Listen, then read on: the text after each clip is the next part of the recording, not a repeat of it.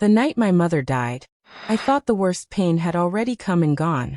I didn't know that real pain was still waiting for me, under the same roof, from someone I trusted the most. What happened next changed everything I believed about love, family, and survival. Blood. Warm, sticky, and real.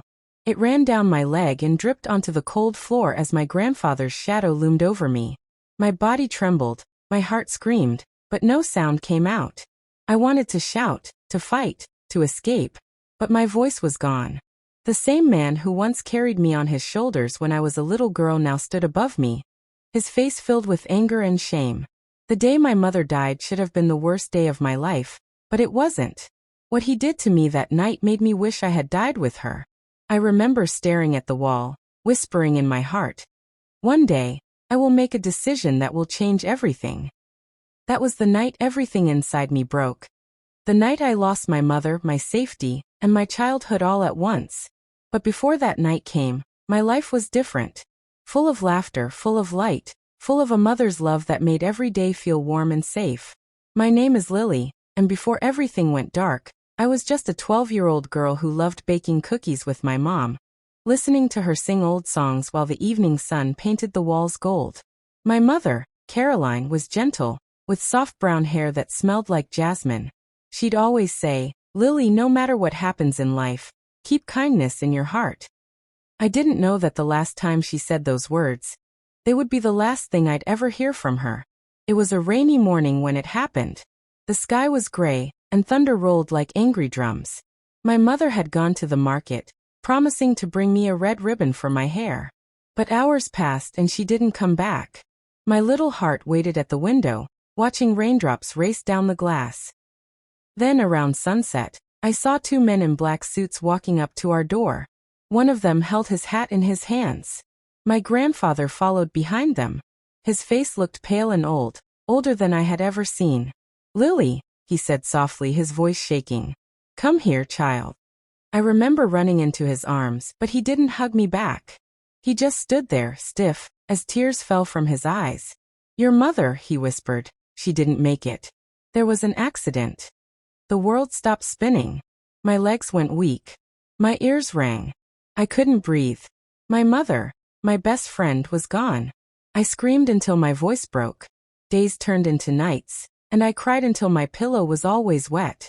Everyone came to the funeral, everyone except my father. I never knew him. My mother said he left before I was even born. So it was just me and Grandpa now. He moved into our house to take care of me, or so he said.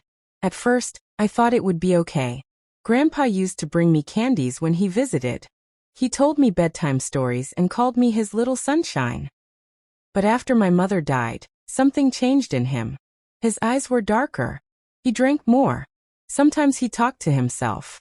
At night, I would hear him pacing in the living room muttering, "She ruined everything. Caroline ruined everything." I didn't understand what he meant, but it scared me. One night, about 2 weeks after the funeral, I was in bed when I heard his footsteps coming up the stairs. Slow. Heavy. My heart started racing. I quickly closed my eyes, pretending to be asleep, but the door creaked open, and his breath smelled of alcohol. He sat on the edge of my bed and whispered, "You look just like your mother." I opened my eyes in fear. "Grandpa?" I whispered. He didn't answer. His hand touched my hair gently, then moved to my shoulder. I froze. "Stop, Grandpa, please," I said, but my voice was weak. He didn't stop. That was the night everything I knew shattered. The pain, the fear, the silence, it all burned inside me. I didn't tell anyone because who would believe a little girl? Who would believe that a man everyone called a good church elder could do something so terrible? The next morning, I couldn't look at him. I stayed in my room, hugging my teddy bear. When he came to give me breakfast, I didn't eat. He tried to smile and said, "Don't be angry, Lily. You'll understand when you're older." Understand what? That pain was love. That silence was safety. I didn't want to understand. I wanted my mother back. As days passed, he became meaner. Sometimes he would yell at me for no reason, telling me I looked like my mother and that she had cursed his life. Other times, he would act normal, even kind, and that was the most confusing part. How could the same person hurt me and then smile at me like nothing happened? But inside, I was changing too. Something cold started growing in me. I stopped crying.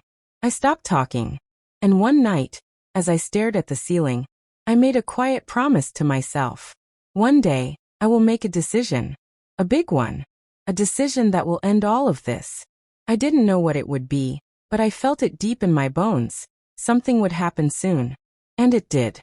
It started the day he came home drunk again. I was washing dishes when he slammed the door so hard that the glasses on the shelf shook. His face was red, his eyes wild. "You think you're better than me, huh?" he shouted. "You think you can ignore me?" I stepped back scared. "No, Grandpa, I didn't." He slapped me so hard my vision went blurry. I fell to the ground, my cheek burning. He grabbed my wrist and dragged me to the living room. "You're just like her," he screamed. "She ruined me, and now you will too." That was the moment I realized I couldn't live like this anymore. He raised his hand again, but before it came down, something inside me snapped. I picked up the broken glass from the floor and held it tight in my hand, my eyes full of tears and fire. "Don't touch me again," I whispered. He froze. For the first time, he looked afraid. Blood dripped from my hand, mixing with my tears. I didn't know what I would do next, but I knew one thing for sure. I was done being the little girl he could hurt. And that was the night I made my first big decision. The glass shard trembled in my hand as I faced him. My blood dripped onto the carpet, bright red against the faded brown rug my mother had loved. My grandfather's eyes flickered from my face to the glass, and for the first time, I saw something new in him, fear. It was small, but it was there. "Put that down, Lily," he said, his voice low and shaky. "You don't know what you're doing." But I did. For the first time in weeks, maybe months, I did know what I was doing. I was fighting back. My hand trembled, not from weakness, but from rage and pain that had been building inside me since the day my mother died. "Don't come near me again," I said, my voice trembling but strong. He stepped back, breathing hard. Then, without another word, he turned and walked out of the room, slamming the door behind him. I stood there for a long time, my heart pounding in my chest, listening to his footsteps fade down the hallway. Then I fell to the floor, shaking. That night I didn't sleep. My hand throbbed, and my heart hurt even more. I cleaned the cut quietly, wrapping it with an old towel. My mother's picture sat on the shelf beside my bed. I looked at her smile, gentle, loving, full of warmth, and I whispered, "Mom, what do I do now?" The next morning, I made up my mind. I couldn't stay in that house any longer. My decision had to be more than just standing up for myself. It had to be an escape. I packed a few clothes into a small bag, along with my mother's old necklace. A silver locket shaped like a heart. Inside was a photo of us together when I was little. I held it tight against my chest and promised myself I would survive, no matter what. When I crept downstairs, I saw my grandfather passed out on the sofa, empty bottles around him. His snores filled the room, heavy and uneven. For a moment, I just stood there looking at him. This was the man who used to tell me bedtime stories, who once called me his sunshine. Now he was the darkness that haunted my every dream. I slipped out the front door and ran. The morning air was cold, biting against my skin. The road stretched ahead, wet from last night's rain. I didn't know where I was going. I just knew I had to keep moving. My small legs carried me down the road, through fields and narrow paths, until I reached the small town nearby. People looked at me strangely, a barefoot girl with a bag and a tear-stained face, but no one stopped me. I went to the park where my mother used to take me, sitting on the same old bench under the big oak tree. That's where Mrs. Jenkins found me. She was an old lady with kind eyes and gray hair tied in a bun. She sold bread at the market and used to give me little buns when I came with my mom. "Lily," she said softly, her voice full of concern. "Sweetheart, what are you doing here alone?" The moment I saw her, all my courage broke. I burst into tears. She wrapped her arms around me and held me tight, like a mother would. "Shoo, it's okay, darling. You're safe now," she whispered. She took me to her small bakery, which smelled of warm bread and sugar. I hadn't eaten since the night before, so she gave me a soft roll with butter. I ate quietly, afraid to speak. When she asked about my grandfather, I froze. "Did something happen, dear?" she asked gently. I wanted to tell her everything. The pain, the fear, the nights I cried myself to sleep. But the words wouldn't come. I was scared. What if she didn't believe me? What if she sent me back? So I just said, I don't want to go home. Mrs. Jenkins frowned but didn't push me. All right, sweetheart, she said. You can stay here for a bit. We'll figure something out. For the first time in weeks, I felt safe. I helped her sweep the floor, wash dishes, and pack bread for customers. She smiled and said, You're a good helper, Lily. You remind me of my daughter. That night, she let me sleep in the small guest room beside the bakery. The bed was soft, and I could smell the sweet scent of dough from the kitchen. I held my mother's locket close and whispered, I'm safe now, Mom. I think I'm safe. But safety didn't last. The next morning, when I went to the front of the shop to help, I saw a tall man talking to Mrs. Jenkins. My stomach dropped. It was my grandfather.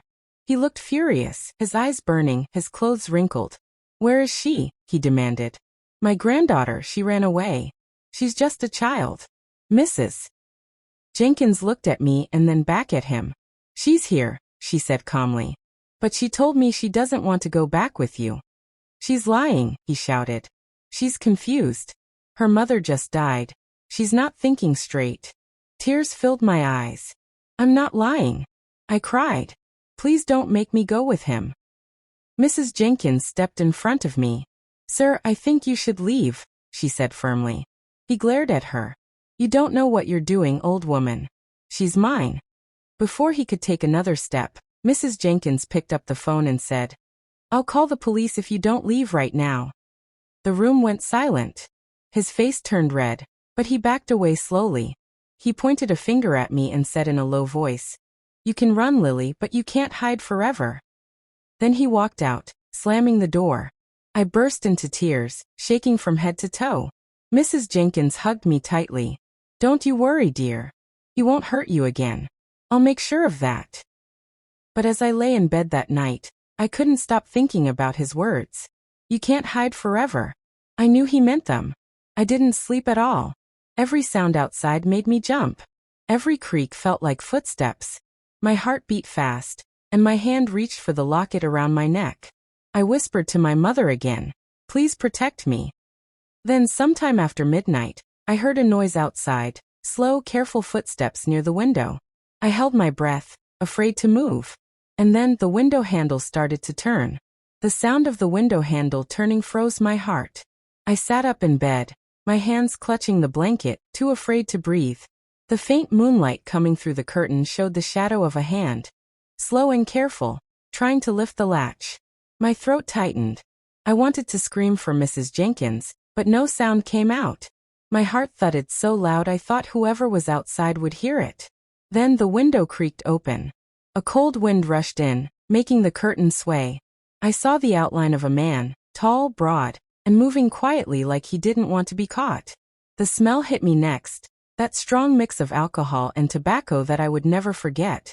My blood went cold. It was him, Grandpa. He climbed halfway in through the window, whispering, Lily, sweetheart, it's me. Don't be scared. Come home, okay? You don't belong here. My body started shaking. Go away, I whispered, backing up until my back hit the wall. Leave me alone. He kept crawling in, his voice calm but strange. Don't say that, Lily. You know Grandpa loves you. We just need to talk, that's all. Then suddenly the lights came on. Who's there? Mrs. Jenkins' voice cut through the silence like thunder. She stood at the door holding a broom, her night robe fluttering. When she saw him halfway through the window, her eyes widened. You, she shouted. Get out of my house right now or I'll call the police. Grandpa's face twisted with anger. Stay out of this, woman. He barked, trying to pull himself inside. But Mrs. Jenkins didn't back down. She ran to the table, grabbed the phone, and shouted, I'm calling them right now. He froze, his eyes darting between her and me. For a moment, it looked like he might jump in anyway. But then, hearing her actually dialing, he hissed under his breath, This isn't over, and slipped back out into the night. I burst into tears. Mrs. Jenkins ran to me, hugging me tightly. It's okay, baby. It's okay, you're safe now, she said softly. but I could hear her heart racing too. The police came soon after. They took my statement while Mrs. Jenkins held my hand. I told them everything, not just about that night, but everything that happened since my mother died. Every tear, every bruise, every terrible thing I'd been too scared to say. One of the officers, a tall man with kind eyes, looked at me with pity. "You're a brave little girl," he said. "We'll make sure he doesn't hurt you again." But when they went to his house the next morning, he was gone. He had disappeared. The police searched for days, asking neighbors, checking nearby towns, but there was no trace of him. It was like he had vanished into thin air. For a while I couldn't sleep. Every time I closed my eyes, I saw his shadow at the window. Mrs. Jenkins stayed with me at night, reading me stories or humming songs to help me calm down. Slowly, I started to feel safe again. She went to the court and spoke to child services. After hearing what happened, they agreed I could stay with her until things were sorted out. That news made me cry again, but this time they were happy tears. Mrs. Jenkins became like a grandmother to me. She was gentle but strong, and every morning she would wake me with the smell of warm bread and say, "A new day, a new start, Lily." Weeks passed, and the shadows in my mind began to fade. I even started smiling again. I helped her in the bakery, selling bread to the townspeople, and playing with her cat, Muffin. Life was quiet and peaceful. But peace never lasts forever.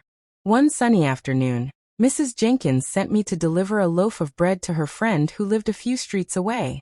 I took the basket and skipped down the road, feeling light and happy for the first time in a long while. As I turned the corner near the old bridge, I saw a man standing by a tree. He wore a brown coat and hat pulled low over his face. I didn't pay attention at first, until he lifted his head. My blood ran cold. It was him. Grandpa. He smiled, not kindly, not warmly, but in a way that made my skin crawl. "Hello, Lily," he said softly. "You thought you could hide from me?" I dropped the basket, my heart thudding. "Please, please go away," I whispered. He took a slow step forward.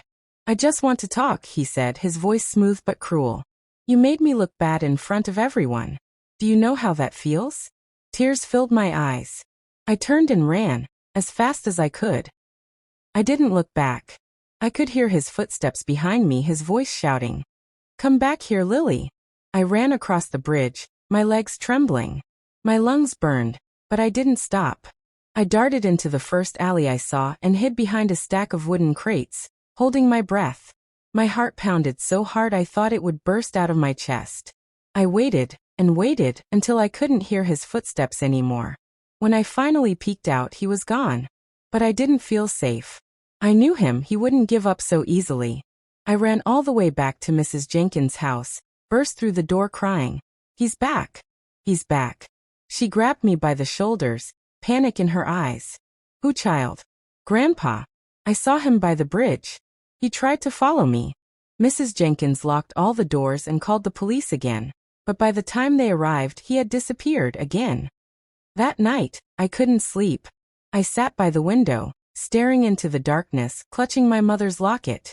The wind howled outside and I whispered, "Mom, I don't know how much longer I can keep running." And then just before dawn I saw it. A piece of paper slipped under the door. My heart stopped. I crawled toward it and picked it up with trembling hands. It was a note, written in his rough handwriting. "If you don't come home, I'll come for you. And next time no one will stop me." The paper fell from my hand as my tears dropped onto it. Mrs. Jenkins found me sitting on the floor, shaking. She read the note, her face going pale. "We're not waiting for the police this time," she said firmly. "We're leaving." She packed our bags quickly, her hands trembling but determined. "He won't find you again, Lily. I promise." But as we stepped outside, ready to run, a dark car slowly pulled up in front of the bakery, and the man inside was smiling. The black car stopped right in front of us. Its engine hummed low, like a growling animal ready to pounce. Mrs. Jenkins froze beside me, holding my hand so tight it almost hurt. The morning air, which just moments ago had been calm, now felt heavy, thick with fear. The driver's door opened slowly. A tall man stepped out, dressed in dark clothes and wearing sunglasses even though the sun was barely out. My heart raced as he looked straight at us. For a moment, I thought it was my grandfather again, but it wasn't. This man was younger, sharper looking. "Mrs. Jenkins?" he said in a firm voice. "I'm Officer Clark. You called about Mr. Andrews?" Mrs. Jenkins blinked, confused. Yes, I did," she said cautiously. Is everything okay?" He nodded. "We found your father-in-law's car near the river. It seems he's been hiding in the woods for a few days. But don't worry," the officer continued, glancing at me kindly. "We've got men searching for him right now." I felt my knees weaken. My chest tightened as I whispered, "So? He's still out there?" Officer Clark knelt. "So he was eye level with me."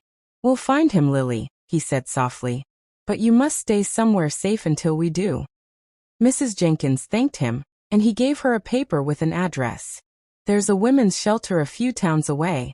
They'll take you both in for now. We'll call you as soon as we have news." As soon as he left, Mrs. Jenkins turned to me. "Get your bag, sweetheart. We're leaving now." I nodded, clutching my small bag tightly. We locked the bakery door and hurried down the road. Mrs. Jenkins' old car rattled as she started it, but I didn't care how slow it was, as long as it took us far away from that place. We drove for hours. I watched the trees blur past the window, my thoughts spinning like the wheels on the road. Every sound made me jump. Every shadow outside made me think of him. When we finally arrived, it was evening. The shelter was a big white house with flowers in the garden, and a small sign that said Safe Haven for Women and Children. A kind woman named Sarah greeted us at the door. She had warm eyes and a calm smile that made me feel a little lighter. "You're safe here," she said gently, kneeling to look at me. "No one can hurt you in this house, I promise." I wanted to believe her. Inside, everything was quiet and clean. There were other women there too, some with children. I saw sadness in their eyes. Different stories, but the same kind of pain. Sarah showed us to a small room with 2 beds. "Rest," she said softly.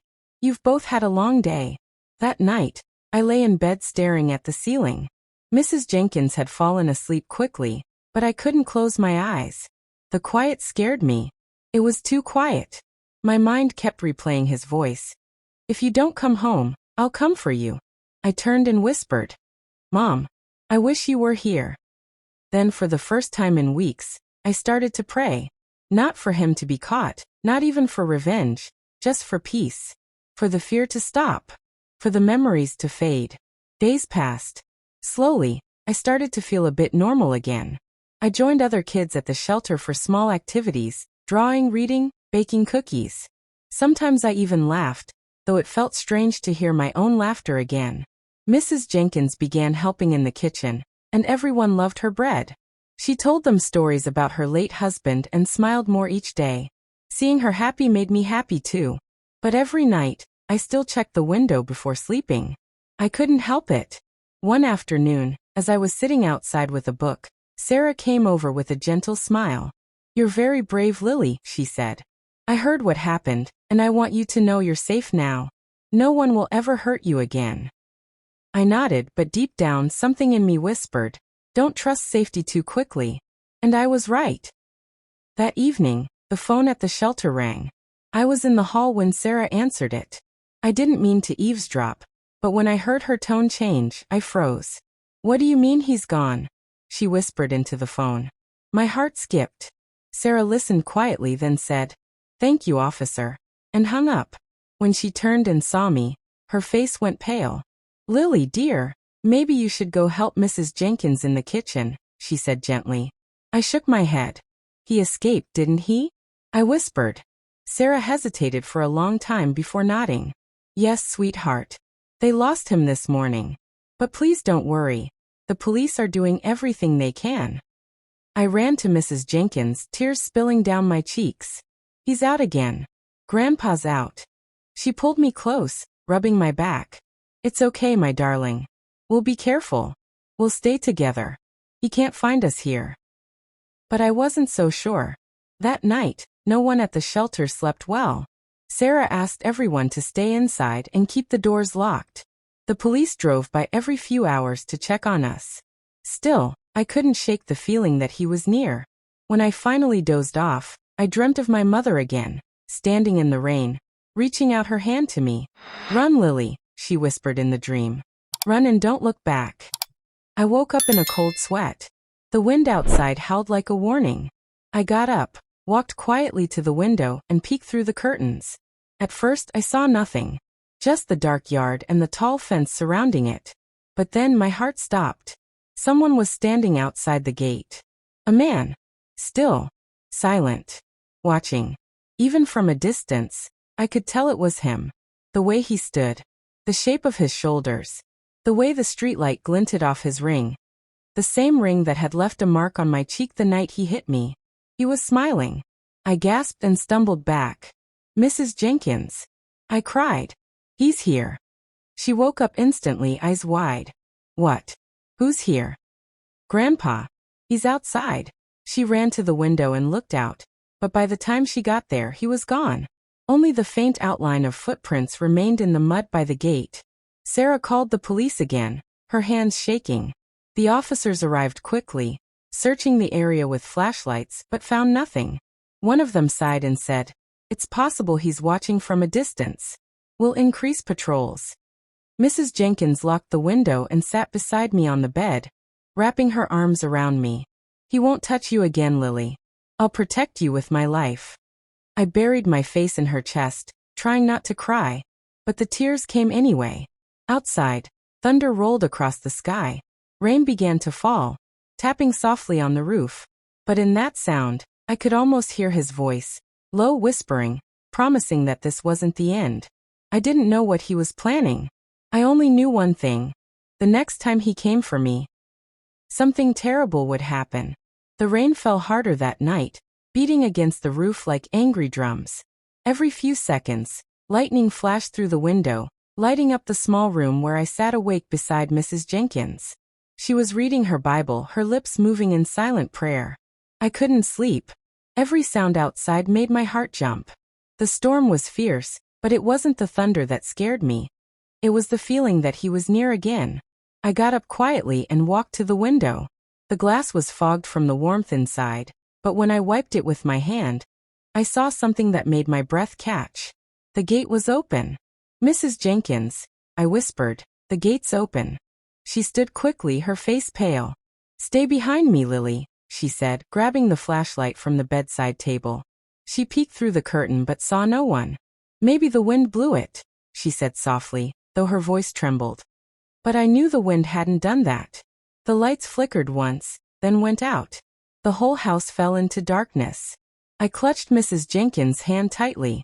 We could hear the wind howling through the cracks of the windows, the sound of the gate banging lightly against the fence. Somewhere downstairs, a floorboard creaked. "Stay here," Mrs. Jenkins whispered, but I shook my head. "No, please don't go." She looked at me with brave eyes and said, "I have to make sure everyone's safe." Then she stepped out into the hallway. The darkness felt alive, pressing close around me. I sat on the floor, hugging my knees, listening to the sound of her footsteps fade down the stairs. Then there was silence. A minute passed. 2. Then I heard it, a sharp crash from the kitchen below. Mrs. Jenkins screamed. "Mrs. Jenkins!" I shouted, running toward the door before I could think. My bare feet slapped against the cold floor as I hurried down the steps. The flashlight beam flickered at the bottom of the stairs, lying on its side. And then I saw him. Grandpa. His face was wild, his clothes soaked from the rain. His eyes looked empty, like all the good in him had died long ago. He was shouting, "She's mine. You can't keep her from me." Mrs. Jenkins stood between him and me, holding a rolling pin like a weapon. "You'll have to go through me first," she said bravely, her hands shaking. "Then move," he roared, stepping closer. That's when I remembered something my mother always told me. Kindness doesn't mean weakness, Lily. Sometimes love has to protect itself.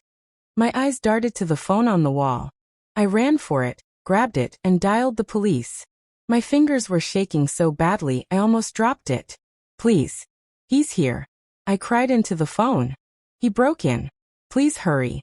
He turned toward me, his face twisting with anger.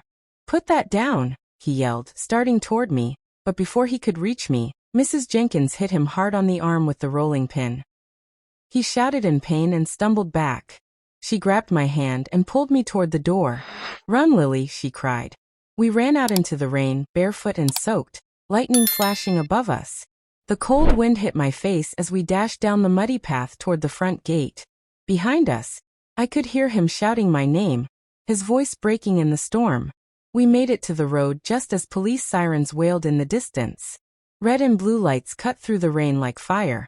2 police cars screeched to a stop, and officers jumped out with flashlights and batons.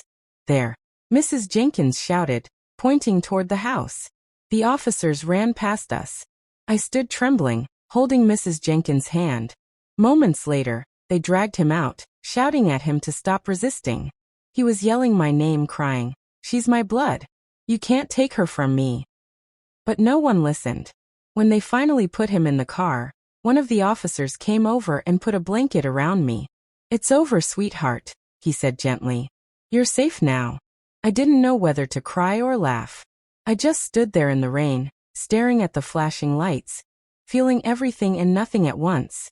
Mrs. Jenkins knelt beside me, brushing the wet hair from my face. "You did it, Lily," she said softly. "You were brave. So brave." The next few days passed in a blur. The police told us he would face trial for what he'd done, and that he wouldn't be able to hurt me again. Mrs. Jenkins decided we wouldn't go back to the old town. "Too many ghosts there," she said. "We'll start fresh somewhere new." And that's what we did. We moved to a small town by the sea, where the air smelled of salt, and the sunsets painted the water gold. Mrs. Jenkins opened a tiny bakery again, and I went to school for the first time in months. I made new friends. I smiled again. But even in the quiet of this new place, I still carried the memory of what happened. The pain, the fear, and the courage that came after it. Sometimes, I stand by the window at night and look up at the stars. I imagine my mother up there watching me. I whisper, "I made the right decision, Mom. I chose to live." Because that's what it was really, the decision. The night everything broke, I decided not to stay a victim. I decided to fight for myself, to survive, to keep going even when it hurt. And that decision saved my life. Now every morning when I wake up, I help Mrs. Jenkins in the bakery and hand out bread to smiling faces. The world feels safe again, not perfect, not easy, but safe. And whenever I see a little girl looking sad or scared, I tell her, "Don't ever let anyone take your voice away. You are stronger than you think." Because that's what I learned. And maybe, just maybe, that was what my mother wanted me to learn all along. If this story touched your heart, remember, pain doesn't define us, our courage does. Subscribe to @Grandma Hidden Tales 12 for more powerful real-life lessons that remind us, even in the darkest nights, light still finds a way to shine. Crescent moon sparkles.